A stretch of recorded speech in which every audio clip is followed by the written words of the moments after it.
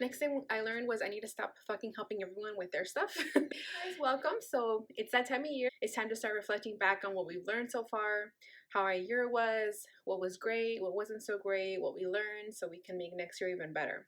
If you guys have followed my journey, you know that this year was full of a lot of lessons for me. Now that some time has passed, I can look back on these things and see what I learned in retrospect. So if you want to know what 2019 taught me, then keep on watching.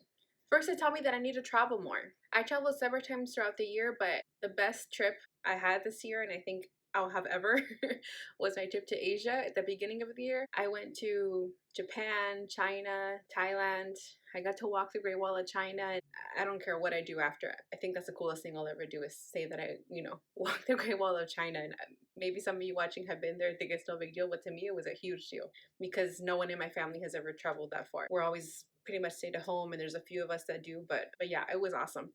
And it really opened my eyes and made me see how small this world is, how much of it I haven't seen, considering I do travel quite frequently.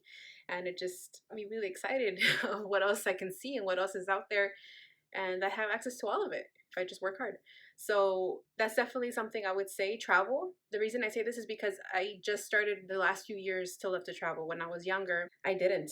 It got me very nervous and very anxious to think of leaving home and leaving my family, even though I had no reason to. It's not to say that I'm not young now, but I definitely have more responsibility now than I did when I was younger. So all you have is a job holding you back.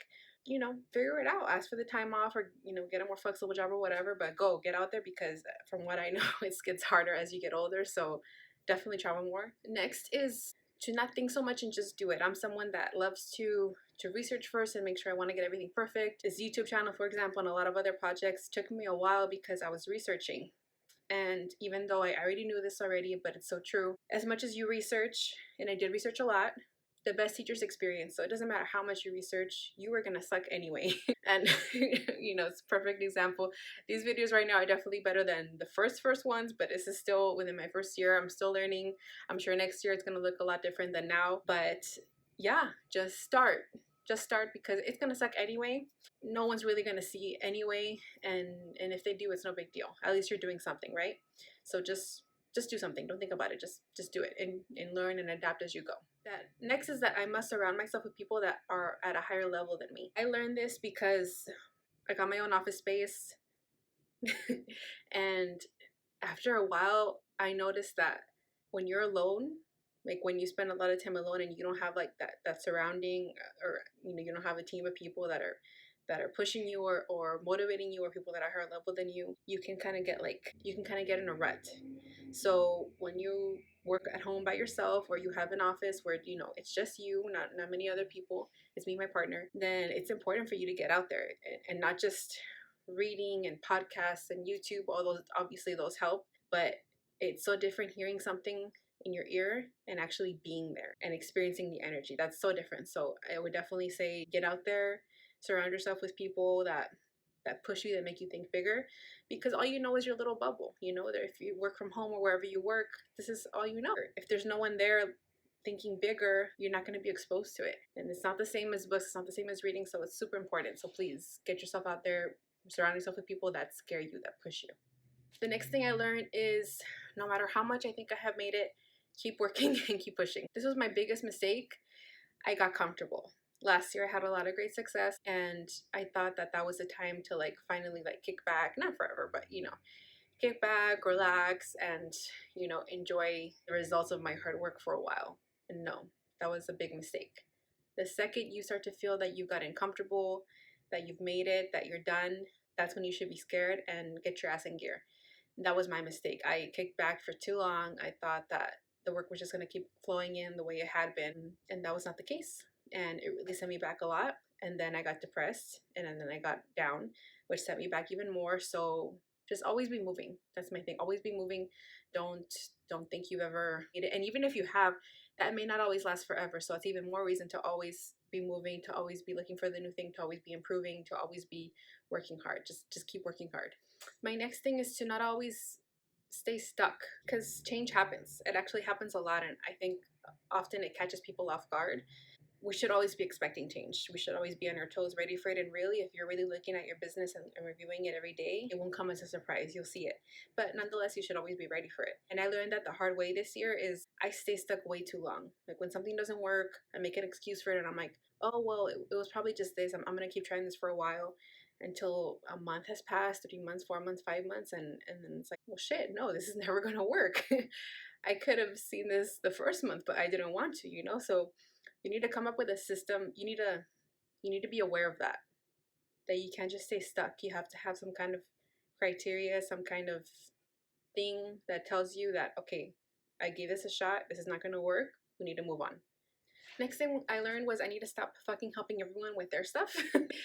And this is something I've always struggled with. I have a lot of people that count on me, that ask me for help, friends and family, and I love them, but they've gotten so used to asking me for stuff, and I've gotten so used to saying yes. And even though I'm a lot better, still, as much as I think I say no, I need to say no more often and put my foot down, because I'll say no and they're like, oh, well, can you just, just for this? And then I'm like, okay, well, and I think it's okay because it's going to be less time, less than what they asked me, but still, all those minutes, if it's just 30 minutes, an hour, whatever it is, it adds up on just that time you could have spent on your stuff. So definitely I learned to put myself first at all times.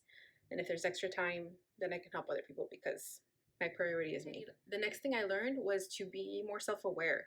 I went through a depression for a few months and I didn't realize I was going through a depression because it wasn't like deep depression. Like I could get out of bed. I was going to work and everything, but I had no energy. I didn't want to do anything. I was upset all the time. I was just down all the time. And I thought maybe it was just, the rough patch because financially we're going through stuff. And then I realized, well, yeah, you're going through a hard patch and that's probably why you don't have energy to do anything. Maybe you're depressed, which who wouldn't be, if they're going through this financial crisis, but still. So recognizing that you're not okay and doing something about it. The next would be trusting your gut. This year I invested in a health coach, and it's something I wanted to do since last year, and I didn't do it because it's an excuse and I thought I could still do it on my own.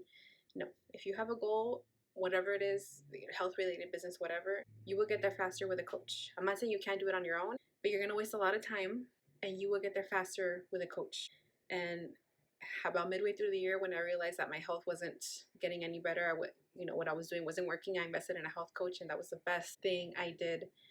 The best money I've ever invested in me by far, I think. They completely flipped my world upside down. They helped me get out of the depression I was in. They taught me so much about being a healthy person, and I'm still in the program, and I'm going to continue, and it's definitely the best thing I did for myself, and I wish I had done it sooner. So investing in a mentor or coach. Along the same lines of that health program I did, something valuable they taught me was to engage with people. I'm someone that works very well alone. I don't like to talk much about my problems or what I'm doing or my frustrations. I pretty much just deal with that on my own. I'm someone that people talk to often. Like, people always come to me with their stuff and I help them and I love to do it. But like me to go to somebody, that almost never happens.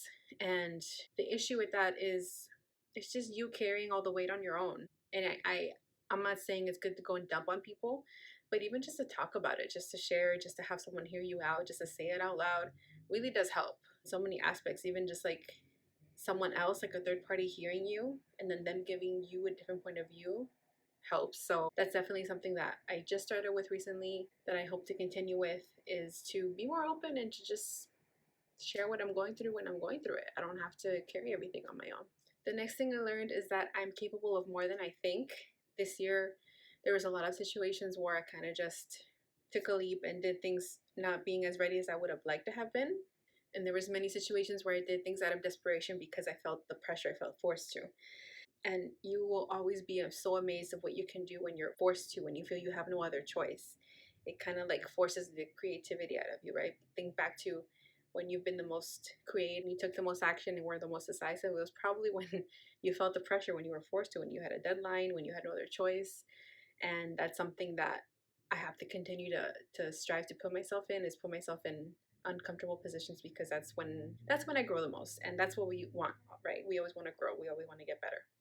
And of course, I can't not have in this video what I'm grateful for, because you will never be happy if you can't recognize the things that you're grateful for. I'm so grateful that I got to travel as much as I did. I'm grateful for my grandparents. Their health declined a lot this year, and that was really tough for me as well, is seeing that.